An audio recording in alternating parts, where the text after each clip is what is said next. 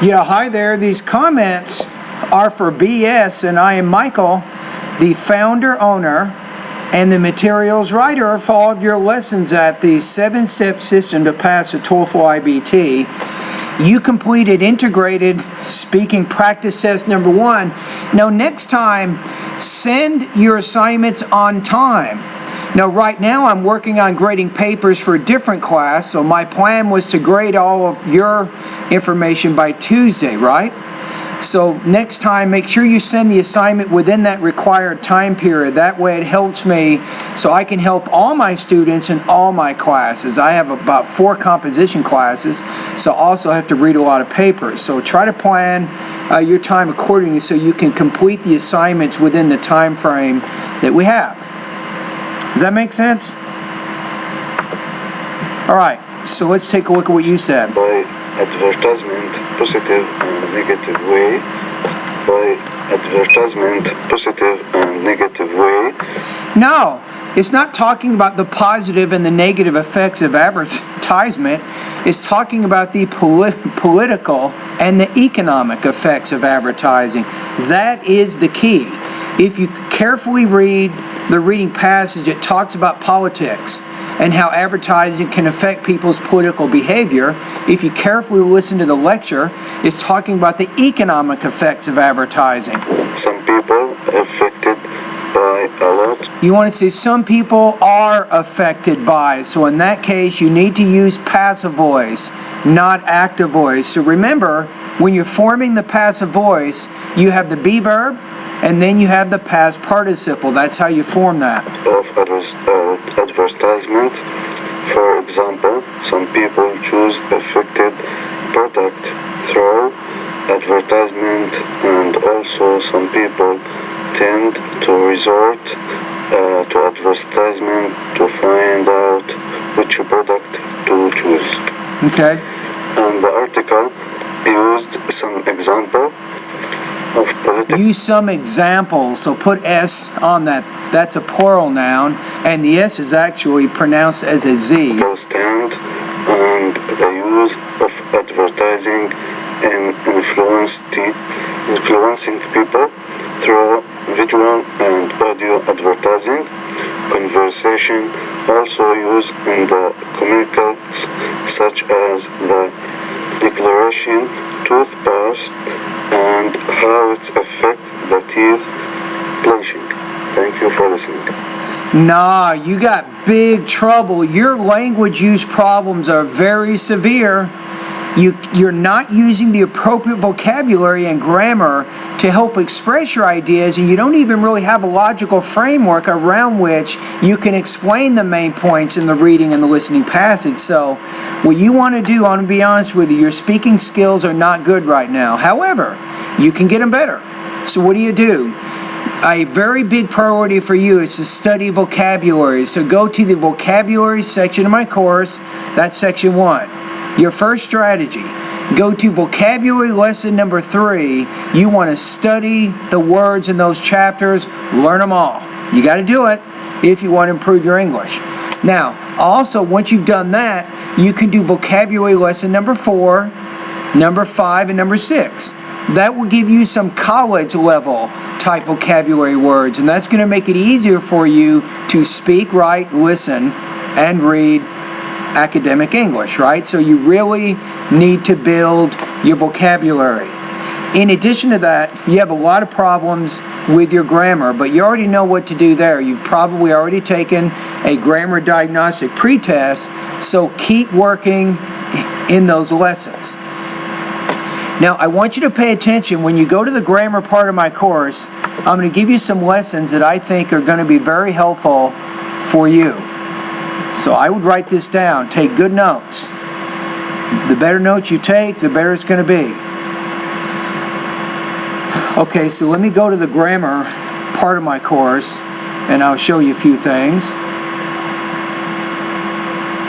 I'm going to give you a score in just a minute, but you really need to understand what you need to do in order to improve. And the good thing is my online TOEFL course has everything that you need to improve your English abilities. Okay, in the grammar part of my course, I can't remember exactly the lessons, but I'd like you to study adjective clauses, noun clauses, and adverb clauses. Those 3 lessons are going to be very, very important for you. Let me see if I can find them right now. Hold on a minute. I just went to my website here. So we go to grammar. So grammar is the 3rd section of my course, right? Okay, so let's take a look at this. So what does that mean? Adjective clauses, that's lesson number 6. Noun clauses is lesson number 7. And then lesson 8 is adverb clauses. Your grammar is just too basic. You're not combining a lot of your ideas. You need a little bit more advanced grammar, so study the grammar in those lessons. Now let me give you one more I think is going to be helpful for you. If you go to grammar lesson number 26, it's called sentence variety. I think that's also very helpful for you. Okay, the next thing is I'm going to go ahead to the integrated speaking rubrics. I'm going to have to give you a score here.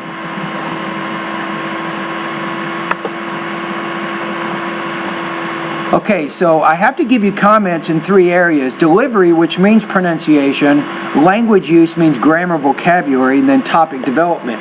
Pronunciation is also not really comfortable for you. You have a lot of trouble speaking the language. It doesn't seem, now I may be wrong, but it doesn't seem that you're speaking a lot of English. So you have a lot of pronunciation problems.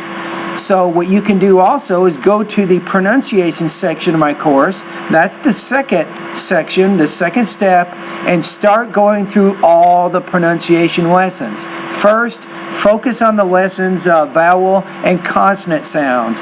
Once you've done that, then you can focus on syllable division, grammatical word endings, word stress, sentence rhythm, intonation, and finally thought groups and blending. Now, BF, as you go through my pronunciation lessons, I want you to read out loud with me. Because you can see everything that I say. Read out loud with me. Try to practice the sounds, the pace, the tone, the pausing, all of that. So if you practice, I promise you, you can get better.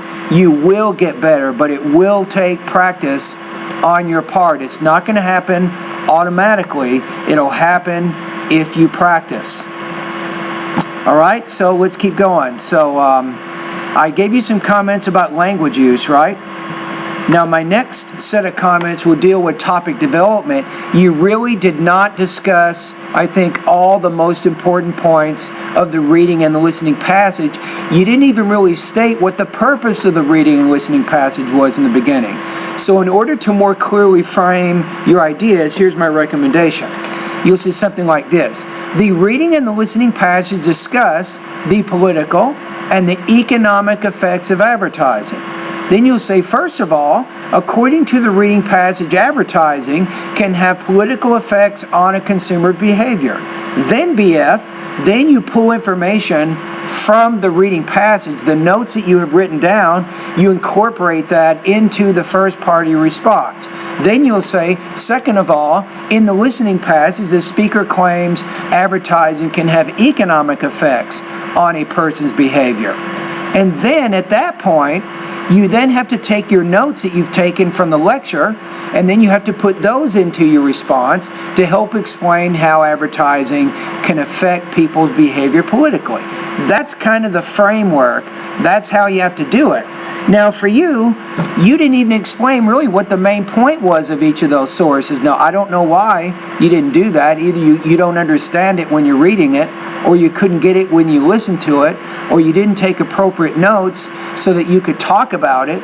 So you have to kind of think about what you did and how you put together your response, and then think about what you can do differently when you do the next one. You see what I'm saying there? Okay, so now let's take a look at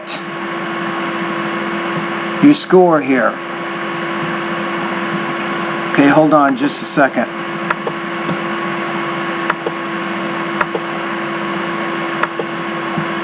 Okay, let me click on the rubrics here. Here we go.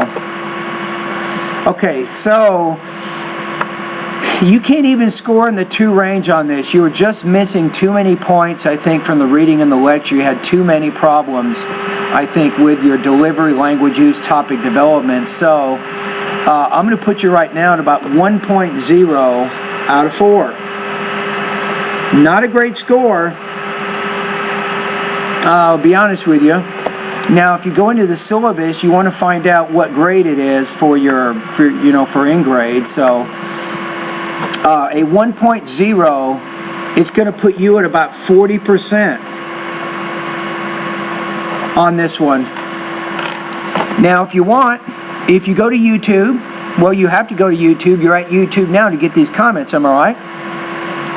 If you go to my YouTube channel, you can get some comments. I want you to listen to some of the other responses from students in the class and ask yourself, why did they score higher than you? You see what I'm saying? So you actually have probably one of the lowest scores in the class right now. So what can you do differently when you do the second integrated speaking practice test? All right? Anyway, thank you very much for doing the assignment, and all the best to your speaking success.